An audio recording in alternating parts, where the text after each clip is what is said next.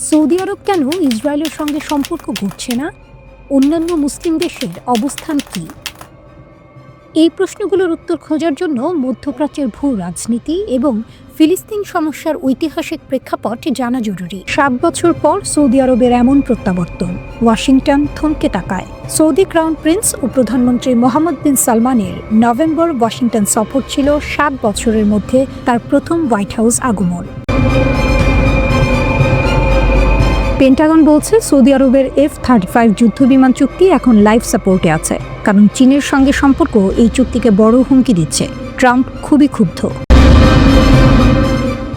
মোহাম্মদ বিন সালমান তার অঢেল ধন দৌলতের একটা ছোট্ট অংশ দিয়ে $450 মিলিয়ন দিয়ে একটা পেইন্টিং কিনেছিলেন। এই টাকায় 1200টি ল্যাম্বরগিনি, 3টি বোয়িং 747 বা 25টি F-16 যুদ্ধবিমান কেনা সম্ভব ছিল। কিন্তু কেন মোহাম্মদ বিন সালমান এত টাকা একটি পেইন্টিং কেনার জন্য খরচ করলেন? সারা বিশ্ব জানে সৌদি প্রিন্স মোহাম্মদ বিন সালমান এবং তার পরিবার লাখপতি, কোটিপতি বা শুধু আরবপতি নয়, তারা বিশ্বের সবচেয়ে বড় শাহী পরিবার, যার মোট সম্পদ $1.4 ট্রিলিয়ন। যদি স্থানীয় মুদ্রায় হিসাব করা হয় তবে এই পরিবারটির সম্পত্তি সৌদি আরবের বাদশাহ সালমান এবং তার পরিবারকে বিশ্বের সবচেয়ে ধনী এবং শক্তিশালী পরিবার বলা যায়। মোহাম্মদ বিন সালমান, যাকে MBS বলা হয়, মধ্যপ্রাচ্যের সবচেয়ে শক্তিশালী ব্যক্তিত্ব হিসেবে পরিচিত। এই পরিবার এতই ধনী যে বিশ্বের সবচেয়ে দামি জিনিসও তাদের কাছে তুচ্ছ। তবে এই টাকা কোথা থেকে আসে? সোজা উত্তর হলো তেল। হ্যাঁ, সৌদি আরবের সবচেয়ে বড় সম্পদ হচ্ছে সৌদি আরামকো, যা বিশ্বের সবচেয়ে দামি কোম্পানি। এর মার্কেট ভ্যালু $2 ট্রিলিয়ন মধ্যে রয়েছে, যা মার্কিন যুক্তরাষ্ট্রের বার্ষিক বাজেটের থেকেও বেশি। এর মানে হলো সৌদি আরামকো এমন একটি কোম্পানি যা বিশ্বের কোনো দেশ বা কোম্পানি কিনতে পারবে না। তাহলে MBS এর কাছে এত বিপুল সম্পদ কোথা থেকে আসছে? মোহাম্মদ বিন সালমান সৌদি বাদশাহ সালমানের ছেলে। তিনি বর্তমানে বিশ্বের অন্যতম প্রভাবশালী। MBS যেভাবে তার বিপুল সম্পদ খরচ করেন তার কিছু উদাহরণ দেওয়া যাক। প্রথমত, MBS এর শখের মধ্যে পুরানো গাড়ি, প্রাইভেট জেট, সোনার তৈরি আসবাবপত্র এবং স্বর্ণের বাথরুম পর্যন্ত অন্তর্ভুক্ত রয়েছে। 2017 সালে তিনি একটি 440 ফুট লম্বা ইয়ট কেনেন, যার মূল্য প্রায় $500 মিলিয়ন। এই ইয়টে 2টি সুইমিং পুল, হট টব, 2টি হেলিপ্যাড, একটি জিম এবং একটি সিনেমা হল রয়েছে। এছাড়া 2014 সালে তিনি একটি পেগাসাস 8 নামে একটি $60 মিলিয়ন ইয়ট কিনেছিলেন। নিউ ইয়র্ক টাইমস জানিয়েছে 2015 সালে তিনি ফ্রান্সে একটা বিশাল প্রাসাদ কিনেছিলেন, যার দাম প্রায় $300 মিলিয়ন। এই প্রাসাদটি 630 একর জায়গায় বিস্তৃত। এই প্রাসাদের সবকিছুই আইফোন দিয়ে নিয়ন্ত্রণ করা যায়। এতে রয়েছে প্রাইভেট সিনেমা, পুল, স্কোয়াশ কোর্ট এবং নাইট ক্লাবও। কিংবদন্তি শিল্পী লিওনার্দো দা ভিঞ্চির আঁকা ছবি সালভাদোর মুন্ডি বিশ্বের সবচেয়ে দামি চিত্রকর্ম বলে মনে করা হয় এটিকে। নিলামে $450 মিলিয়ন বিক্রি হয়েছিল সালভাদোর মুন্ডি, কিন্তু কে কিনেছিল ছবিটা তখন তা জানা যায়নি। 2019 সালে জানা গেছে সৌদি যুবরাজ মোহাম্মদ বিন সালমানের প্রমোত্তরিতে নাকি স্থান পেয়েছে দ্য ভিঞ্চির আঁকা ছবি। MBS এর শখের কোনো শেষ নেই এবং তার খরচের পরিমাণও বিশ্বের সবচেয়ে ধনী ব্যক্তিদের জন্য একটি বিস্ময়কর বিষয়। সৌদি আরব কেন ইসরায়েলের সঙ্গে সম্পর্ক গড়ছে না? অন্যান্য মুসলিম দেশের অবস্থান কী? এই প্রশ্নগুলোর উত্তর খোঁজার জন্য মধ্যপ্রাচ্যের ভূ রাজনীতি এবং ফিলিস্তিন সমস্যার ঐতিহাসিক প্রেক্ষাপট জানা জরুরি। মধ্যপ্রাচ্যের সবচেয়ে প্রভাবশালী ও অর্থনৈতিকভাবে শক্তিশালী মুসলিম দেশগুলোর মধ্যে সৌদি আরব অন্যতম। ইসরায়েলের সঙ্গে সম্পর্ক স্বাভাবিক না করার প্রধান কারণগুলো হল দ্বিরাষ্ট্রীয় সমাধান। সৌদি যুবরাজ মোহাম্মদ বিন সালমান স্পষ্ট করে দিয়েছেন, ইসরায়েলের সঙ্গে পূর্ণ ও আনুষ্ঠানিক সম্পর্ক স্থাপন করার আগে ফিলিস্তিন ইসরায়েল সংকটের দ্বিরাষ্ট্রীয় সমাধানের সুস্পষ্ট পথ নিশ্চিত করতে হবে। এর মানে হলো পূর্ব জেরুজালেমকে রাজধানী করে একটি স্বাধীন ফিলিস্তিন রাষ্ট্র গঠনকে ইসরায়েলকে স্বীকৃতি দিতে হবে। আরব পিস ইনিশিয়েটিভ 2002। এই উদ্যোগটি সৌদি আরবের নেতৃত্বে আরব লীগ গ্রহণ করেছিল। এর মূল শর্ত ছিল ইসরায়েল যদি 1967 সালের দখলকৃত ফিলিস্তিনি ভূমি ও গোলান মালভূমি পুরোপুরি ছেড়ে দেয়, তবেই আরব দেশগুলোও ইসরায়েলের সঙ্গে সম্পর্ক স্বাভাবিক করবে। ইসরায়েল তা প্রত্যাখ্যান করায় সৌদি আরব এখনও এই অবস্থান থেকে সরেনি। জনমতের চাপ। সৌদি আরব পবিত্র মক্কা ও মদিনার ধারক। ফিলিস্তিনিদের প্রতি সমর্থন সে দেশের মানুষের মধ্যে খুবই গভীর। গাজায় সাম্প্রতিক গণহত্যার মতো ঘটনায় মুসলিম বিশ্বে যে তীব্র ক্ষোভ সৃষ্টি হচ্ছে, সেখানে ইসরায়েলের সঙ্গে সম্পর্ক স্থাপন করলে তা দেশের অভ্যন্তরে এবং বৃহত্তর মুসলিম বিশ্বে চরম জনরোষ সৃষ্টি করবে। আঞ্চলিক নেতৃত্ব। মধ্যপ্রাচ্যের নেতা হিসেবে সৌদি আরবের অবস্থান বজায় রাখতে হলে তাকে ফিলিস্তিন প্রশ্নের সমাধান না হওয়া পর্যন্ত ইসরায়েলের সঙ্গে সরাসরি সম্পর্ক স্থাপন থেকে বিরত থাকতে হবে। অন্যান্য মুসলিম দেশের অবস্থান। মুসলিম দেশগুলোর মধ্যে ইসরায়েলের সঙ্গে সম্পর্ক 3 ভাগে বিভক্ত। 1. চুক্তিবদ্ধ দেশ। আব্রাহাম অ্যাকর্ডস 2020 সালের আব্রাহাম অ্যাকর্ডসের মাধ্যমে এই দেশগুলো ইসরায়েলকে আনুষ্ঠানিকভাবে স্বীকৃতি দিয়েছে। সংযুক্ত আরব আমিরাত ও বাহরাইন 2020 সালের সেপ্টেম্বরে তারা চুক্তিতে সই করে। অর্থনৈতিক ও সামরিক সহযোগিতা, বিশেষ করে ইরান ভীতি মোকাবিলায় যুক্তরাষ্ট্রের সমর্থনের বিনিময়ে তারা ইসরায়েলের সঙ্গে সম্পর্ক স্থাপন করে। সুদান ও মরক্কো। সুদান 2021 সালের জানুয়ারিতে এবং মরক্কো 2020 সালের ডিসেম্বরে চুক্তিতে যুক্ত হয়। মরক্কো এর বিনিময়ে পশ্চিম সাহারা নিয়ে তার দাবির প্রতি যুক্তরাষ্ট্রের স্বীকৃতি আদায় করে। তবে গাজায় গণহত্যার পর এই চুক্তিবদ্ধ দেশগুলো নিজ দেশেই তীব্র জনবিক্ষোভের মুখে পড়েছে। 2. পুরনো চুক্তিবদ্ধ দেশ। মিশর। যুক্তরাষ্ট্রের মধ্যস্থতায় ক্যাম্প ডেভিড চুক্তির মাধ্যমে মিশর 1979 সালে ইসরায়েলকে স্বীকৃতি দেয়। এর বিনিময়ে মিশর সিনাই উপদ্বীপ ফেরত পায় এবং যুক্তরাষ্ট্রের আর্থিক সহায়তা লাভ করে। এই চুক্তির কারণে আরব বিশ্ব মিশরকে প্রতারক হিসেবে দেখে এবং আরব লীগ তার সদস্যপদ স্থগিত করে। প্রেসিডেন্ট আনোয়ার সাদাত এর বিরোধিতার কারণেই খুন হন। জর্ডান। ফিলিস্তিনের পিএলও এর সঙ্গে ইসরায়েলের অস্ত্র চুক্তির পর জর্ডান 1994 সালে মার্কিন মধ্যস্থতায় শান্তি চুক্তি করে। ইসরায়েল বিরোধী বা সম্পর্কহীন দেশ বেশিরভাগ মুসলিম দেশই এখনও ইসরায়েলকে স্বীকৃতি দেয়নি বা সম্পর্ক ছিন্ন করেছে। তীব্র বিরোধী দেশ। ইরান দীর্ঘকাল ধরে ইসরায়েলের চরম শত্রু। কাতার ফিলিস্তিনের সবচেয়ে বড় সমর্থক এবং তারা চুক্তির সম্ভাবনা পুরোপুরি বাতিল করেছে। Syria, Iraq, Oman, Kuwait, Tunisia, Libya, Algeria, Yemen, Pakistan ও বাংলাদেশ ইসরায়েলের সঙ্গে সম্পর্কের ঘোর বিরোধী। তুরস্ক 1949 সাল থেকেই ইসরায়েলের সঙ্গে সম্পর্ক রাখলেও গাজায় গণহত্যার পর দেশটি সম্পর্ক ছিন্ন করার ঘোষণা দেয় এবং ইসরায়েলি জাহাজের জন্য আকাশসীমা ও বন্দর নিষিদ্ধ করে।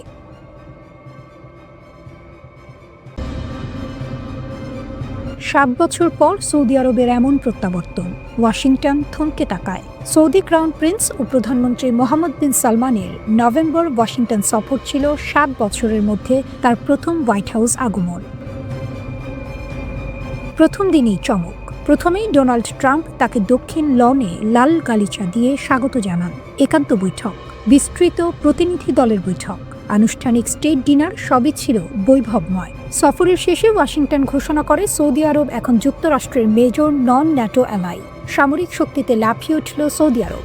একটি কৌশলগত প্রতিরক্ষা চুক্তিও সই হয়। এই চুক্তি সৌদি আরবকে F-35 যুদ্ধবিমান এবং শত শত মার্কিন ট্যাঙ্ক পাওয়ার পথ খুলে দেয়। নাগরিক পারমাণবিক সহযোগিতা, গুরুত্বপূর্ণ খনিজ, উন্নত চিপ রপ্তানিতে ছাড় এবং কৃত্রিম বুদ্ধিমত্তা অবকাঠামো, সব মিলিয়ে বিশাল প্যাকেজ ঘোষণা হয়। সৌদি পক্ষ পাল্টা ঘোষণা করে যুক্তরাষ্ট্রের শত শত বিলিয়ন ডলারের বিনিয়োগের প্রতিশ্রুতি।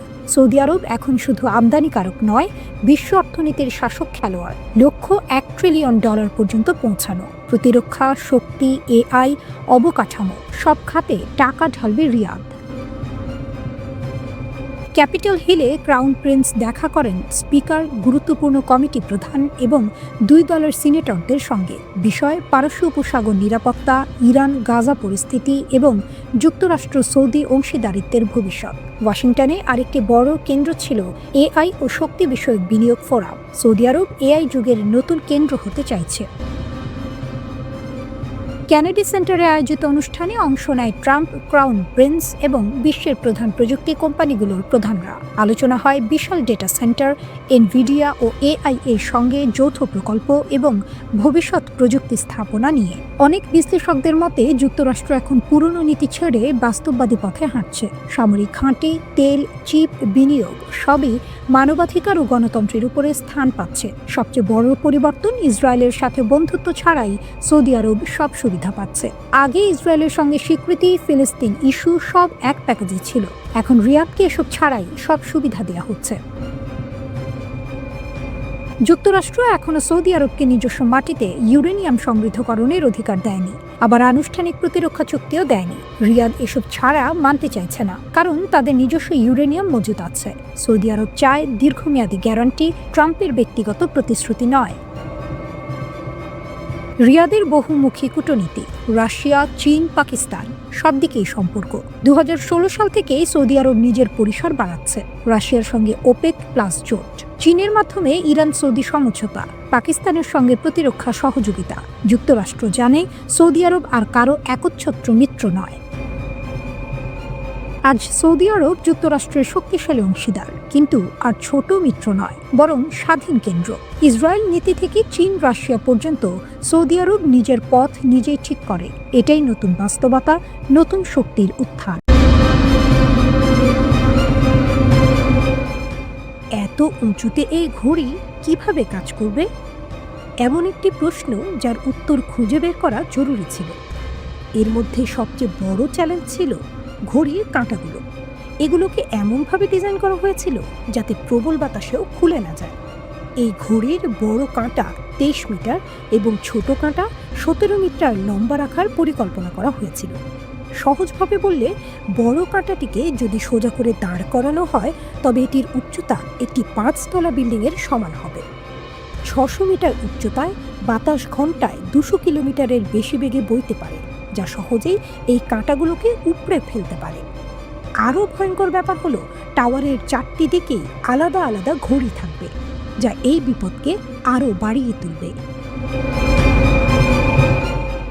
মক্কা ক্লক টাওয়ার শুধু বিশ্বের সবচেয়ে বড় ঘড়ি নয়, এটি এক রহস্যে ঘেরা প্রকৌশল বিস্ময়। প্রথমে এই বিশাল কাঁটাগুলোর অগ্রভাগ একটি রেলিংয়ের মতো রিং দিয়ে যুক্ত করার কথা ভাবা হয়েছিল, কিন্তু যেহেতু এই রেলিংয়ে অনেক চলমান অংশ থাকবে, তাই আশঙ্কা করা হয়েছিল যে এটি ঘড়ির রক্ষণাবেক্ষণের খরচ বাড়িয়ে দেবে। অবশেষে ঘড়ির কাঁটাগুলো বিশেষ কার্বন ফাইবার উপাদান দিয়ে তৈরি করার সিদ্ধান্ত নেওয়া হয়, কারণ কার্বন ফাইবার হালকা ওজনের উপাদান, কিন্তু এটি স্টিলের চেয়েও বেশি শক্তিশালী। স্টিলের কম্প্রেশন স্ট্রেংথ, অর্থাৎ চাপ সহ্য করার ক্ষমতা বেশি এবং চাপ পড়লে এটি বাঁকতে পারে, কিন্তু কার্বন ফাইবার চাপ পড়লে বাঁকে না। এছাড়াও স্টিলে মরিচা ধরার ঝুঁকি থাকে, যেখানে কার্বন ফাইবার সম্পূর্ণভাবে মরিচা প্রতিরোধী। মক্কা ক্লক টাওয়ারের জন্য 4টি নয় 5টি কাঁটার সেট তৈরি করা হয়েছিল। একটি অতিরিক্ত রাখা হয়েছিল। প্রতিটি কাঁটা আলাদা ট্রেলারে করে মক্কা ক্লক টাওয়ারে নিয়ে যাওয়া হয়েছিল। এই কাঁটাগুলো এত বড় যে এর ভেতরে সহজেই হাঁটা চলা করা যায়। ক্লক টাওয়ারের 4টি ঘড়ি চালানোর জন্য আলাদা আলাদা মোটর রয়েছে, যাকে ক্লক ড্রাইভ বলা হয়। এখানেও আগে থেকেই অতিরিক্ত ক্লক ড্রাইভ ইনস্টল করা হয়েছে, যাতে কোনো সমস্যা হলে সঙ্গে সঙ্গে প্রতিস্থাপন করা যায়। এই ঘড়িতে একটি রক্ষণাবেক্ষণ সুইচও লাগানো হয়েছে, যা চাপ দিলে কাঁটাগুলো একেবারে সোজা হয়ে যায় এবং রক্ষণাবেক্ষণ কর্মীরা এর ভেতরে ঢুকতে পারে। এই ঘড়ির রং নির্বাচন করার জন্য অনেক গবেষণা করা হয়েছিল। প্রথমে এটিকে কালো এবং সাদা রং দেওয়ার সিদ্ধান্ত নেওয়া হয়েছিল, কিন্তু অনেক পরীক্ষার পরে দেখা যায় যে দিনের বেলায় সময় সঠিকভাবে দেখা গেলেও রাতে সাদা এলইডি লাইট চোখে তীক্ষ্ণ ছবি তৈরি করে না। বিভিন্ন রং পরিবর্তন করার পরে অবশেষে সবুজ রঙের এলইডি লাইট নির্বাচন করা হয়। এখন রাতেও 8 কিলোমিটার দূর থেকে সময় স্পষ্টভাবে দেখা যায়। এই ক্লক টাওয়ারে আশ্চর্যজনকভাবে মোট 20 লক্ষ এলইডি লাইট লাগানো হয়েছে। প্রতিটি এলইডি একে অপরের থেকে 4 ইঞ্চি দূরত্বে লাগানো হয়েছে, যা দর্শকদের কাছে একটি বিশাল আলো হিসেবে মনে হয়। এই 20 লক্ষ এলইডি মক্কার গরম আবহাওয়া বিবেচনা করে বিশেষভাবে তৈরি করা হয়েছে, যা তৈরি করতে 1 বছরেরও বেশি সময় লেগেছে। এখন মক্কা ক্লক টাওয়ারের সবচেয়ে কঠিন কিন্তু সুন্দর অংশটি তৈরির পালা ছিল। বিল্ডিংয়ের উপরে একটি ক্রিসেন্ট লাগানোর কথা ছিল, যা টাওয়ারের উচ্চতা 600 মিটারে নিয়ে যাওয়ার জন্য সবচেয়ে গুরুত্বপূর্ণ ছিল। এই ক্রিসেন্ট 75 ফুট উঁচু এবং প্রায় একই রকম চওড়া। হালকা রাখার জন্য এটি ফাইবার গ্লাস এবং কার্বন ফাইবার মিশিয়ে তৈরি করা হয়েছিল, কিন্তু তবুও এর মোট ওজন প্রায় 35 টন। সবচেয়ে বিশেষ ব্যাপার হলো ক্রিসেন্টের প্রতিটি কোণে সোনার স্তর থাকবে। যদি এই ক্রিসেন্টটি পুরো এক পিস হিসেবে তৈরি করা হতো, তবে এটিকে উপরে নিয়ে গিয়ে ইনস্টল করা কঠিন নয়, বরং অসম্ভব হতো। কারণ ভিড় এবং জায়গার অভাবের কারণে এখানে শুধু টাওয়ার ক্রেন কাজ করতে পারে, কিন্তু সেগুলো এত বেশি ওজন একসাথে তুলতে পারে না। তাই এটিকে আলাদা আলাদা অংশে তৈরি করার পরিকল্পনা করা হয়েছিল। ক্রিসেন্টের উপর সোনার স্তর দেওয়ার জন্য প্রায় 10 কোটি মোজাইক টাইলের টুকরো লাগানো হয়েছিল, যার উপর সোনার স্তর ছিল। প্রতিটি মোজাইক টাইলস সূক্ষ্মভাবে তৈরি করা হয়েছিল এবং পরে এগুলো 2-2 সেন্টিমিটারের ব্লকে কাটা হয়েছিল। এই পুরো ক্রিসেন্টটিও দুবাইতে তৈরি করা হয়েছিল এবং চূড়ান্ত স্পর্শ দেওয়ার পরে এটি মক্কায় পাঠানো হয়। 600 মিটার উচ্চতায় ক্রিসেন্ট ইনস্টল করাও একটি বড় চ্যালেঞ্জ ছিল, কারণ এত উচ্চতার টাওয়ার ক্রেন এত বেশি লোড তুলতে পারে না। এই ক্রিসেন্টটি 4টি অংশের উপরে তোলা হয়েছিল এবং প্রতিটি অংশের ওজন প্রায় 4 টন ছিল। ইঞ্জিনিয়ার এবং কর্মীদের জন্য এটি একটি বিপজ্জনক কাজ ছিল, কারণ টাওয়ার ক্রেন এত উচ্চতায় থাকার কারণে বেশি ওজন তুলতে পারত না। দ্বিতীয়ত, যদি এই প্রক্রিয়ার মধ্যে প্রবল বাতাস বইতে শুরু করে, তবে পেন্ডুলাম প্রভাবের কারণে 4 টন ওজন দ্বিগুণ হতে পারত। অবশেষে যা আশঙ্কা করা হয়েছিল তাই ঘটেছিল। যখন ক্রিসেন্টের একটি অংশ বাতাসে ছিল, তখন হঠাৎ বাতাস বইতে শুরু করে। অবশেষে কিছু কর্মী এটিকে দড়ি দিয়ে ধরে ঝাঁকুনি থেকে বাঁচায় এবং পরে এটিকে অবস্থানে এনে স্থির করে। এই ক্রিসেন্টে মোট 3টি ফ্লোর রয়েছে: একটি অফিস, একটি মিটিং রুম এবং একটি মসজিদ, যা মানুষের তৈরি কাঠামোর উপর বিশ্বের সবচেয়ে উঁচু মসজিদ। আজ এই ক্রিসেন্ট মানুষের তৈরি কাঠামোর উপর মানুষের সবচেয়ে উঁচু বসতিও। মক্কা রয়্যাল ক্লক টাওয়ারের নির্মাণ কাজ 2002 সালে শুরু হয়েছিল এবং 9 বছর ধরে চলার পরে 2011 সালের শেষ এই পুরো কমপ্লেক্সটি একটি স্যাটেলাইট সিস্টেমের সাথে সংযুক্ত।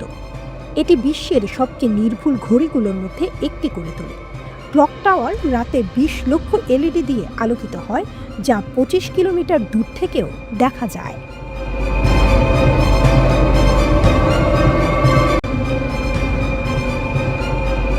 পেন্টাগন বলছে সৌদি আরবের F-35 যুদ্ধবিমান চুক্তি এখন লাইফ সাপোর্টে আছে, কারণ চীনের সঙ্গে সম্পর্ক এই চুক্তিকে বড় হুমকি দিচ্ছে। ট্রাম্প খুবই ক্ষুব্ধ, কারণ গোয়েন্দা তথ্য বলছে সৌদি আরব নাকি F-35 প্রযুক্তি চীনের হাতে তুলে দিতে পারে। ওয়াশিংটন এখন তুমুল আলোচনায়। সবাই প্রশ্ন করছে, এমবিএসকে চীনের সঙ্গে চুক্তি করে F-35 সমঝোতা নষ্ট করে ফেলেছেন। আমেরিকার সবচেয়ে বড় ভয় চীন নাকি সৌদি প্রকল্পগুলোকে ব্যবহার করে মার্কিন অস্ত্র প্রযুক্তিতে ঢুকে পড়তে পারে। এখন মনে করা হচ্ছে এমবিএস এর হোয়াইট হাউস সফরের আগে সৌদি আরবের F-35 চুক্তি নতুন বাধার মুখে পড়েছে। নভেম্বরের শুরুতে রিপোর্টে বলা হয়েছিল এমবিএস শিগগিরই F-35 পাওয়ার দৌড়ে সবচেয়ে এগিয়ে আছেন। এমনকি বলা হয়েছিল এমবিএস এর যুক্তরাষ্ট্র সফরের আগে সৌদি আরব পেন্টাগনের একটি গুরুত্বপূর্ণ ধাপও পেরিয়ে গেছে। কিন্তু হঠাৎই নতুন এক পেন্টাগন রিপোর্ট সতর্ক করে দেয় যে F-35 প্রযুক্তি ফাঁস হওয়ার ঝুঁকি আছে। রিপোর্টটি বলছে চীনের সঙ্গে সৌদি আরবের নিরাপত্তা অংশীদারিত্বের কারণেই এই ঝুঁকি তৈরি হয়েছে। এইসব ঝুঁকি তুলে ধরা হয়েছে একটি বড় প্রতিবেদনে, যা তৈরি করেছে মার্কিন প্রতিরক্ষা গোয়েন্দা সংস্থা DIA। রিপোর্ট আরও বলে সৌদি আরব এখন রাশিয়া ও চীনের সঙ্গে সম্পর্ক জোরদার করছে, যারা আমেরিকার প্রধান প্রতিদ্বন্দ্বী। এমনকি সৌদি আরব ইরানের সঙ্গেও আরও ঘনিষ্ঠ হচ্ছে, আর ইরানেরও রাশিয়া ও চীনের সঙ্গে সামরিক সম্পর্ক আছে। আমেরিকার শক্তিশালী F-35 যুদ্ধবিমান F-35 ম্যাক 1.6 গতিতে সুপারসনিকভাবে উঠতে পারে। এটি শক্তিশালী সেন্সর ও কম দৃশ্যমান হওয়ার প্রযুক্তি ব্যবহার করে। এর স্টেলথ প্রযুক্তি রাডারে ধরা পড়ার সম্ভাবনা খুব কমিয়ে দেয়। F-35 শত্রু এলাকায় কম ঝুঁকিতে প্রবেশ করতে পারে। এটি রিয়েল টাইম তথ্য সংগ্রহ করে এবং অন্য সম্পদের সঙ্গে তা ভাগ করে। পাইলটের হেলমেটে বিশেষ ডিসপ্লে থাকে যা সরাসরি চোখের সামনে সব তথ্য দেয়। এতে এমন ইলেকট্রনিক যুদ্ধ ব্যবস্থা আছে যা শত্রুর রাডার জ্যাম করতে পারে ও আক্রমণ ব্যাহত করতে পারে। ইসরায়েলের আকাশ নিয়ন্ত্রণকে হুমকিতে মার্কিন অস্ত্র বিক্রির নীতি সবসময় নিশ্চিত করেছে ইসরায়েল মধ্যপ্রাচ্যে সামরিকভাবে এগিয়ে থাকবে।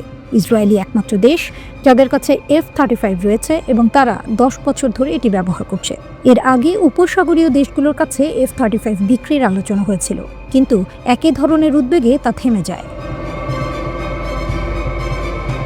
2020 সালে আব্রাহাম চুক্তির পর ইসরায়েল, আরব আমিরাত এবং আরও কিছু আরব দেশের সম্পর্ক স্বাভাবিক হয়। এরপর যুক্তরাষ্ট্র আরব আমিরাতকে 50টি F-35 বিক্রি করার আলোচনা শুরু করে, কিন্তু 2021 সালে সেই চুক্তি স্থগিত হয়ে যায়, কারণ যুক্তরাষ্ট্র বলেছিল UAE হুয়াইয়ের নেটওয়ার্ক ব্যবহার করছে, যা মার্কিন প্রযুক্তির জন্য ঝুঁকিপূর্ণ। তুরস্কেরও F-35 কিনতে দেওয়া হয়নি, কারণ তারা রাশিয়ার S-400 কেনে।